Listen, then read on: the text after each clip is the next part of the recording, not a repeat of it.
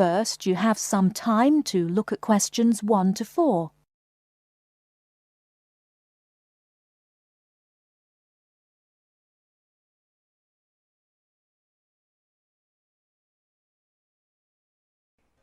Hello. Hello, is that Appleton 363? It is Harding speaking. Oh, I'd like to speak to the secretary of the Arts Club. Yes, speaking. Oh, hello. My name is Frances Drew. I just moved to the area. My classmate and we'd be interested in joining the Arts Club, but we'd like some more information, really. You know, about joining and the sorts of activities you do. Yes, well, what you want's our calendar. Ask at the library. I'll make sure that there are plenty there by Thursday. That's all right for you? Yes, fine, thank you. But would you mind telling me how much it costs to join?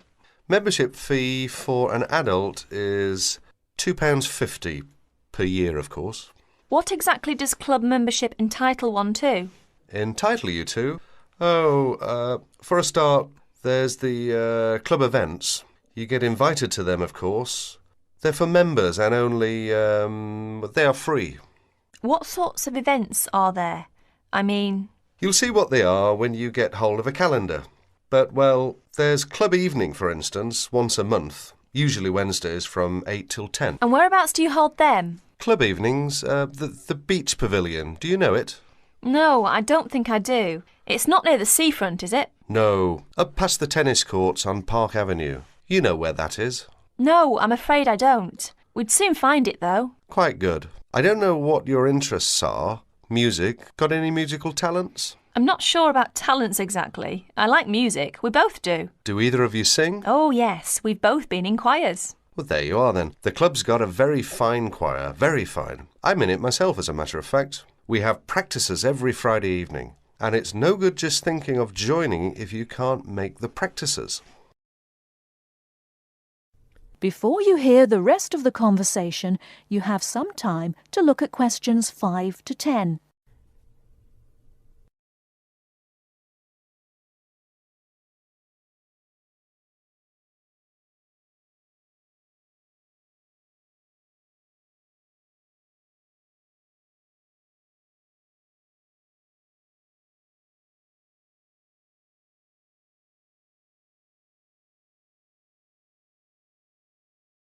Now listen and answer questions 5 to 10.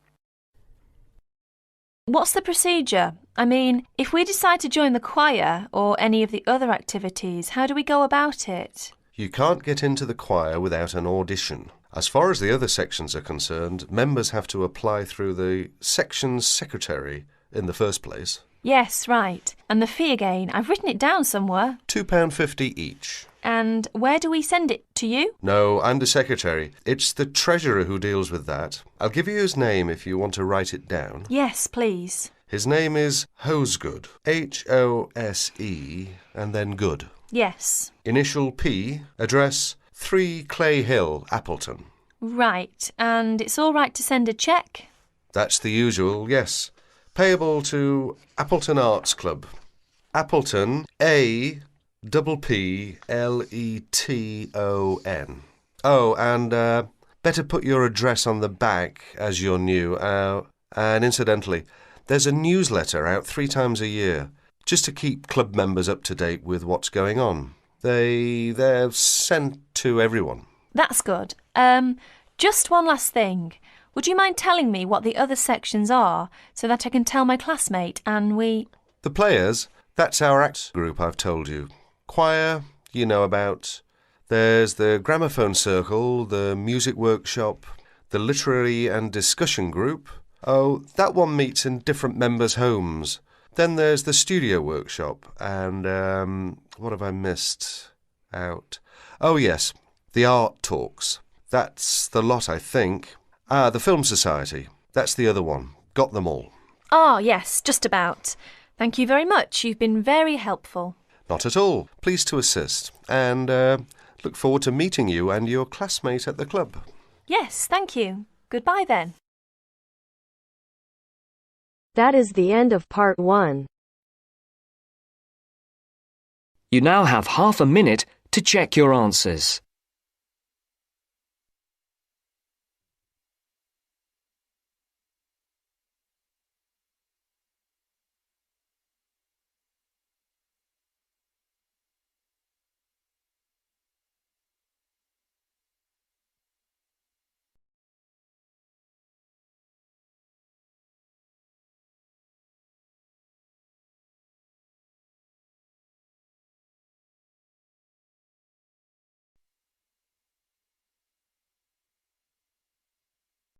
Now turns to part 2.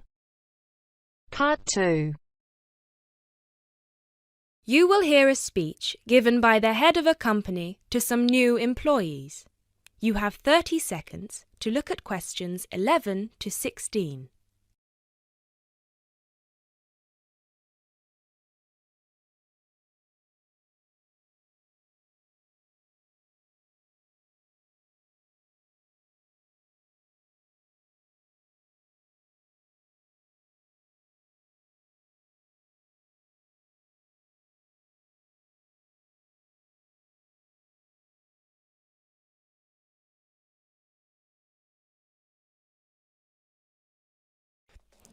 First of all, a warm welcome to Barker's Country Safaris. We're delighted to have you all on board for this season. I know you've all been told a bit about the company when you had your job interview, but I thought it would be worth telling you a bit more about ourselves. Barker's was set up 10 years ago by myself, John, and my then girlfriend and now wife, Nancy. We started it initially just as a hobby. We felt that there was a good opportunity to share our love of the countryside in this part of the world with the many visitors who come here. As you know, most people come for the beaches in the summer, but there is so much more to the region, and this is what we wanted to exploit. Nancy and I were born near here, and as teenagers we went climbing, kayaking, whitewater rafting, potholing, and just straightforward walking. This district is in our blood, and we love it. While we were still at university, we started taking small groups of visitors out into the national park in Nancy's brother's old Land Rover. We'd drive them around the back lanes and into the forest. We'd also organise rock climbing tours for friends of friends. Then, each year, without us having to advertise, people came back to us to ask for more excursions and trips. So, 5 years ago, we gave up our other jobs to focus full-time on Barker's Country Safaris. Now, 2 years after that, we set up the activity tour part of the business, and 1 year ago, we expanded into organising activities for school groups during term time. Obviously, this was a massive challenge with all the health and safety requirements, but it's proving a great success.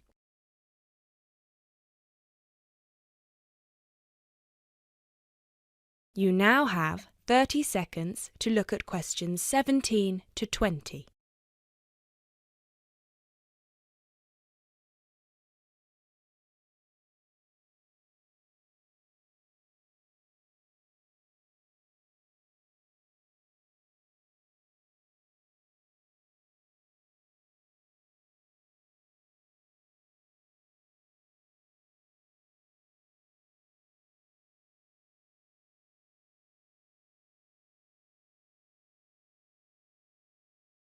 Anyway, we'll certainly not be dealing with school parties during the summer holidays. Our clients for the next 3 months are mostly family parties or groups of friends, and I'd like to talk a bit now about the tours we offer and what your responsibilities will be. Our most popular excursion is the Woodland Tour and Trail. Now, often this is sold out and we have all of our 10 jeeps in convoy with 8 people in each jeep. It's a lot of fun. These tours really offer a taster of what we can provide. So as both driver and guide, it is important that you do a good job here so they come back for the bigger tours. I will talk about the commission package later. As the summer days are so long, we have 3 tours each day, but you will not be expected to work on more than 2 of them. Morning tours start at 8 a.m. and go to midday. Afternoon tours are from 2 p.m. to 6 p.m. and then evening ones 7 p.m. to 11 p.m. All the tours follow the same route, and you should have made yourselves familiar with all the key information. This was provided to you in the information pack you were sent when you accepted the job offer. This is important, so if you haven't had time yet, please do so now. Our second most popular tour is the Family Exclusive. Now, this tour is for the whole day and for only 1 group.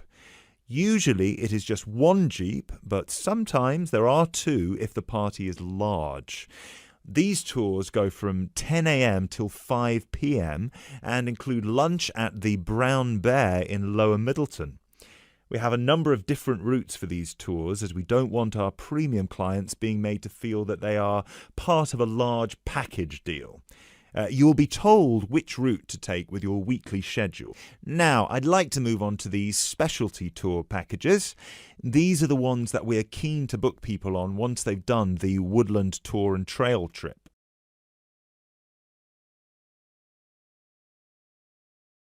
That is the end of part 2. You now have half a minute to check your answers.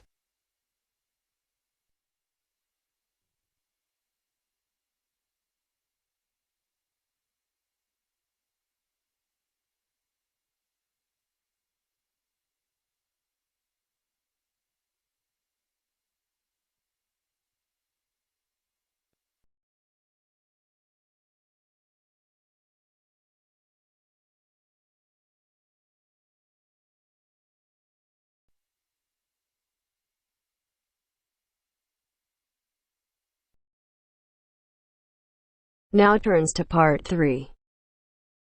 Part 3. You will hear a discussion among 3 students who are organising an international film festival at their college. First, you have some time to look at questions 21 to 24.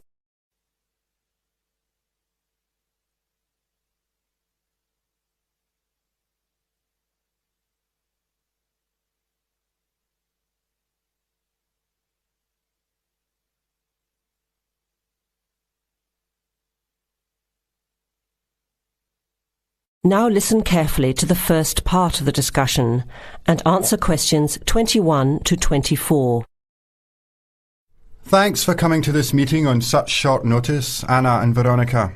It looks like we have just become the organising committee for this year's International Film Festival. We've all just met, so perhaps we should start by an introduction with a bit of background from each of us. Okay, I'm Anna. I finished 3 years of a languages degree in Sweden, where I come from. This year I decided to study overseas to get to know a different part of the world. I'm also a big fan of European cinema, especially French and Italian. Those are the languages I majored in, along with English. To me, film is a great way to learn about the rest of the world. I was in the film club at my university, so when I saw the notice asking for volunteers, I thought it would be a good way to meet people and get involved in something I really enjoy. Thanks, Anna. My name is Veronica and I come from Italy. I'm doing graduate studies in English literature. I went to some of the films in the festival last year and enjoyed them. I especially liked the video interviews. That was when I decided to get involved. I used to do film reviews for our student newspaper back home. Hi, I'm Chris from Scotland and I'm in 4th year journalism. Cinema is my hobby. Last year I joined the organising committee just like you have now, and somehow this year I've ended up in charge. I'm actually able to use my coordinating work on the festival towards a credit for one of my courses. I have to write up a report on the festival with recommendations, so that's an extra motivation for me. So I hope this is going to be a good experience for us all. OK, where would you like to start?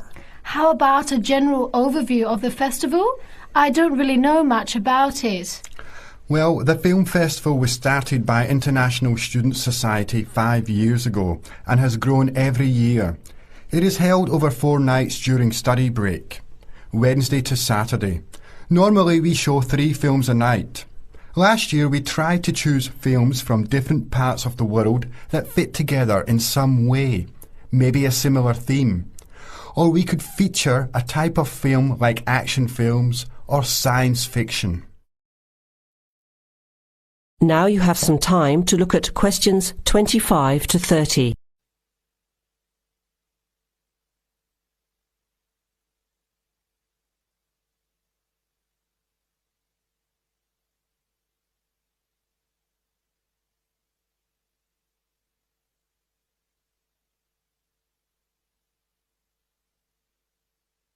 Now listen to the rest of the discussion and answer questions 25 to 30.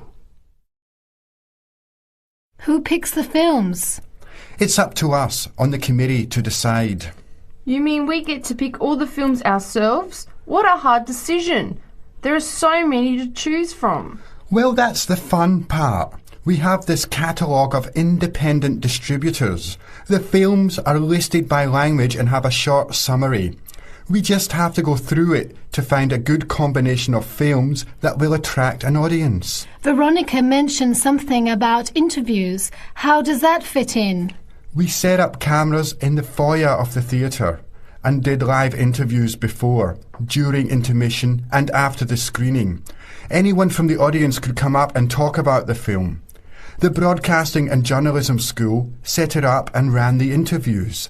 They were shown on big screens around the lobby and in the theatre. It went over really well.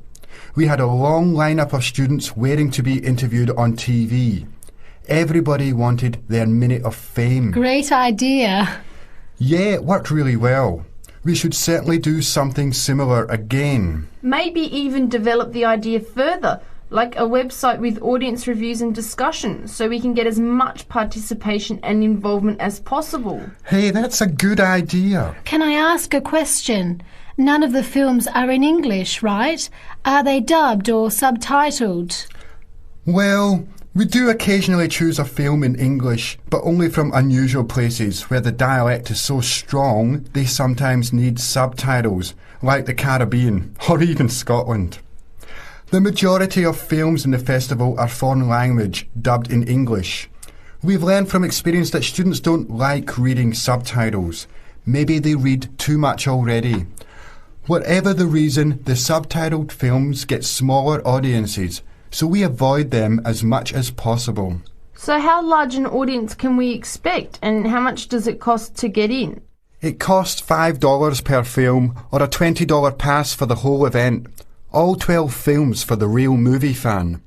We would have broken even last year, except for a bad storm on the Friday night. We almost had to cancel the whole thing. But overall, we had a good turnout, more than 2,000 people in 4 days. Oh, that's what I was wondering about, the financial part. Where does the funding come from? What kind of budget do we have? The festival is subsidised by the Student Council. We generate money through advertising and through admission charges. We'll go over the budget in details a little later, but we've got lots of work to do in the meantime. I guess we have to start pretty soon. Well, I think by the 1st of March at the latest. We need to select all the films. Then we have to find some advertisers to sponsor the event. That shouldn't be too hard. We'll just start with last year's list. Our deadline for that should be the middle of March. By the end of March, we need to design the programme. Then we can get posters made up and distributed in April. Like you said, we need some clever promotion, something to generate interest and get people talking. We have 4 months to get ready. It should be enough time. OK, where do we start? Let's start by talking about films, since that is the best part, and see what we come up with. What was the best film you saw last year?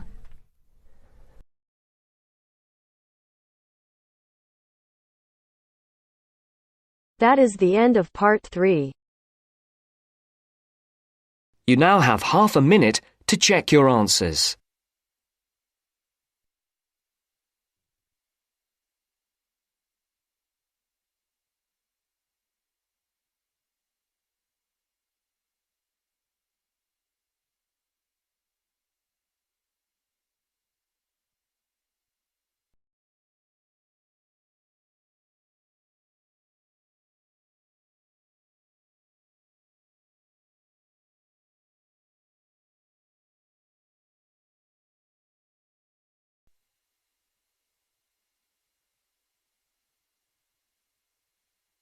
Now turns to part 4.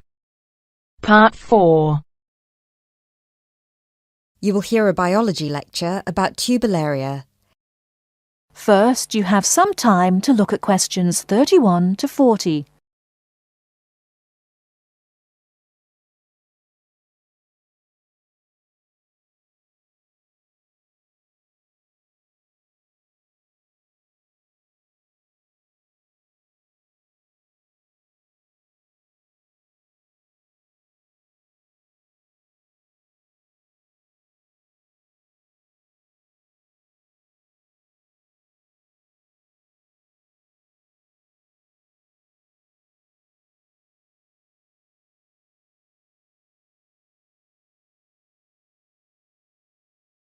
Now listen carefully and answer questions 31 to 40.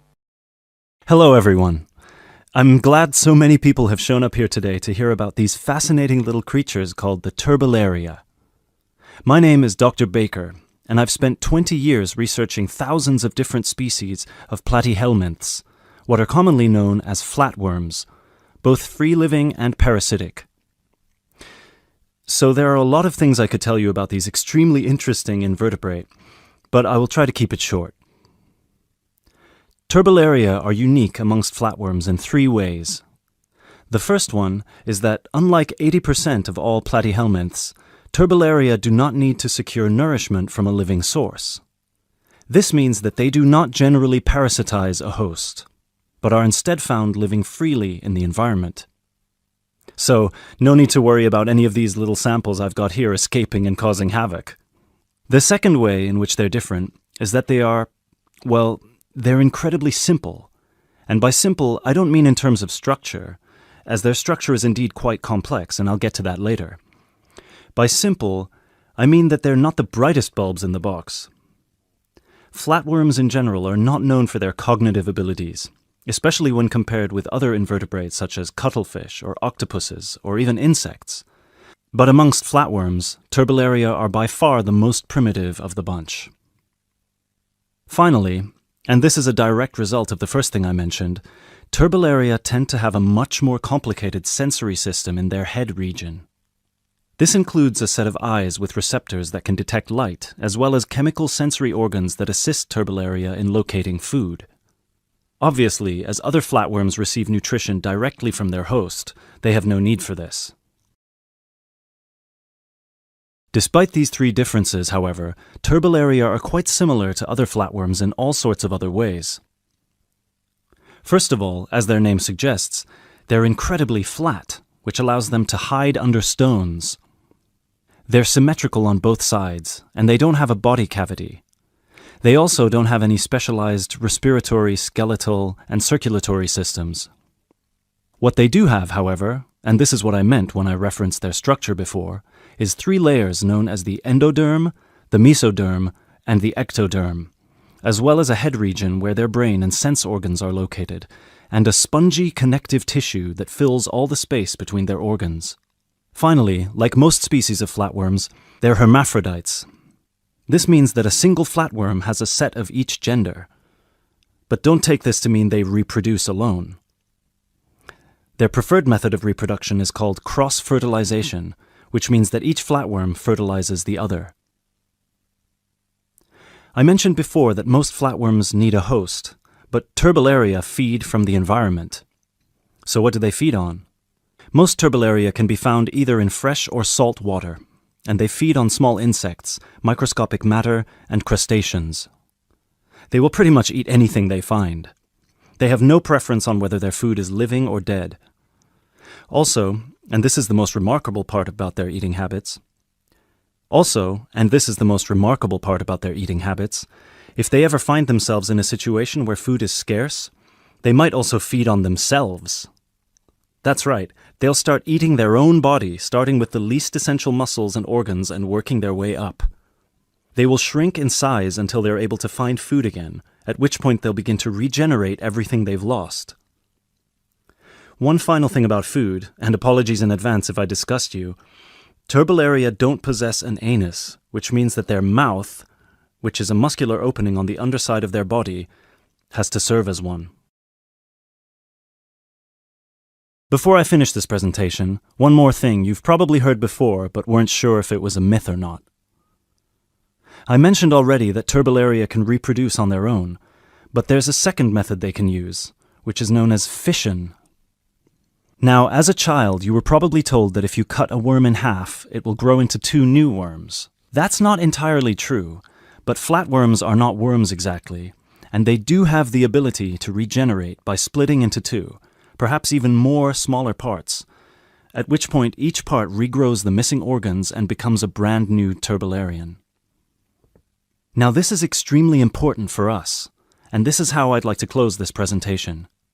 Because their ability to regenerate endlessly makes them virtually immortal, and it might open pathways to regeneration in human cells, or slowing the human aging process, which is why scientists like myself have been studying these unique creatures, hoping to get some answers. Thank you for listening, and please come along to see me and my samples if you have any further questions.